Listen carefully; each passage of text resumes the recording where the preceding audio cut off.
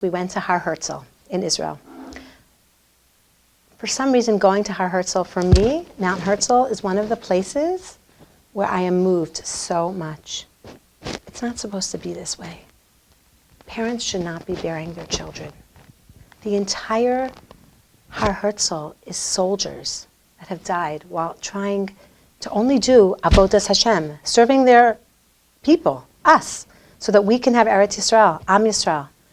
And how many young soldiers are buried there. And on one trip we were there, and we met this fabulous woman. This woman, to me, is a paradigm of Emunah, the Jewish mother. Not because she's this old Rebbitzin stirring the pot with all kinds of hardships that one may imagine. It is because she is a woman that looks like any woman perhaps in the street, at the mall, in the city, online waiting for a bus. In that woman is each of us, and her name is Miriam Peretz.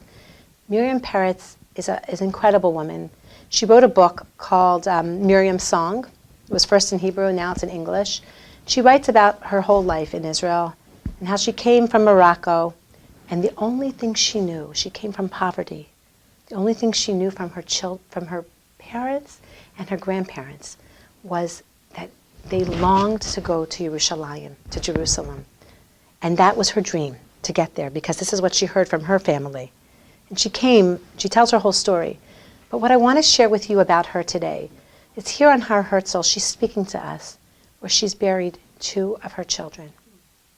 She speaks, and you would think, what hardships, and how sad. And yes, tears are falling from our eyes. But you leave feeling inspired. She is a source of strength, that she has trust in Hashem, that although this is challenging and this is painful and we don't understand why, nor are we supposed to understand why, this is the way Hashem wanted it to be. And she tells over a little bit about her one son who never merited to get married and to have children and died in the Lebanon War, and how for that she's so sad. And he's buried in one place. And then she tells of another son. And she shares Uriel. And she shares like how he was a young father, full of life, with young children, little babies. And he wanted to go serve in the army. And he could have gotten out of it, because when one sibling loses their life, Al Kiddush Hashem, for the army, they actually begged this other brother not to go forward. And he said, how could you take this from me? And he said so beautifully, he went and spoke to his rabbi, Rabbi Rafi Peretz, no relation to their name, Peretz. And he said, in Hebrew it was beautiful, but in English I'll share with you. He said to his mother, after consulting with his rabbi, and the rabbi said, you need to get permission from your mother and your parents. And the reality is that her husband had died in the interim from a broken heart. So she lost a son, then she lost her husband. And now this other son wants to go and fight. And his wife was good with it. He had such emunah, he had such a powerful pull that this is why Hashem put him here. And he said to his mother, would you rather have a son that is alive but dead inside? Or would you rather have a son that died but lived every single day? Lived to the fullest, lived with his potential. And unfortunately, the story does not have a happy ending. And he did die. And out of her grief, and out of her bereavement, and yes, she was very upset, and the despair, she created an ability to not only be a fountain of emunah for herself and her family, but for the entire nation. She goes around to homes, unfortunately, way too many homes, terror victims, parents who lose their children and their spouses, and to parents of the army, of just so they can feel this feeling of, she can empathize. And to hear her speak, I want to share with you, my life has been changed. Every time I make meatballs now for Shabbos, I think of Miriam Peretz. She tells a story. She was getting up from Shiva. And this was her son who had a few little children. And her granddaughter called, her little granddaughter, Savta, Savta, you coming for Shabbos? She's getting up from Shiva Friday morning. She should, of course, come be with her daughter-in-law and children to give her that chizuk. And her granddaughter called, and she said, Savta, you going to bring your meatballs? She was famous for her meatballs. And Miriam Peretz speaks, meatballs? She was in the deepest despair. She had just lost her second son. She had no more koach to get out of bed. She could not say Modeh Ani. Literally, meatballs? She couldn't do it. But she knew she had to do it for her grandchildren. She had to do it to keep giving life. So her friends went to the store for her. In the refrigerator, she has all the ingredients she needs. All she needs to do is get up and go to her kitchen. She needed to do that, make the meatballs. And her daughter-in-law had ordered the driver to come to pick her up Friday morning and drive her. And Thursday, she couldn't make the meatball. She couldn't do it. She just stayed in bed, just feeling overwhelmed, just depressed and down. And ainli koach, how could she do it? But she had to.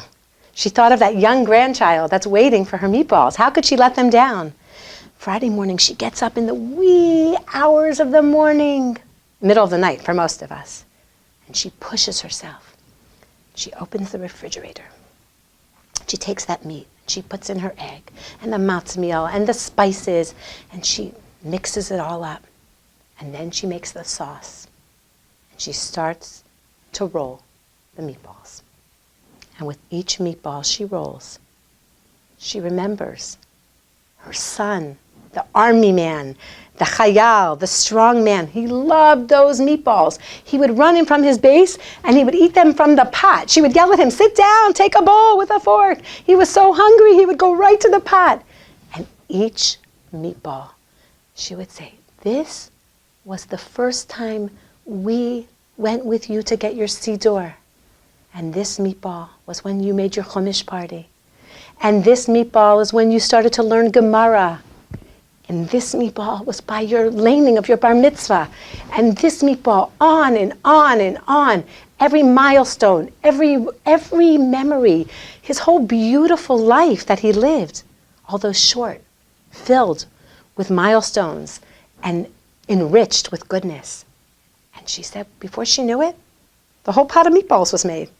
And it was so therapeutic for her. And then before you know it, the meatballs were cooking. She had this calmness, this serenity. A few hours later, the nahag's outside, beep, beep, beep. She runs out with the hot meatballs, and she goes to her family for Shabbos.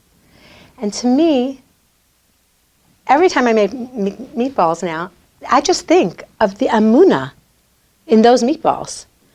It's in the mundane, my friends. It's not in these change the world events that we get to harness our strength. It's in the things that may seem so simple to us. We just have to realize that we have the koach that's in us to be able to forge ahead through our darkness, through our challenges, and be like this incredible woman. Hashem should give her strength to continue to inspire and to be inspired. And she, my friends, has had so many hardships. When I stand on Har Herzl, I think of her. She was speaking to us, and she's like, first one son was killed. Then her husband died of a broken heart, a heart attack. And then her next son died. And she said she looked up to God, and she's like, enough. Like, is the computer stuck on the name Peretz? Could you please move to someone else's family? Like, Ad Kan. Our family has experienced enough. But she says it in a like a joking way. She says it's a dance. Some days, if we're not good dancers, what happens? We step on each other's toes. But we have to stay in the dance, right? We have to get up and dance. We have to have the conversation. Having Emunah is having a relationship with HaKadosh Baruch Hu. Hashem is always watching.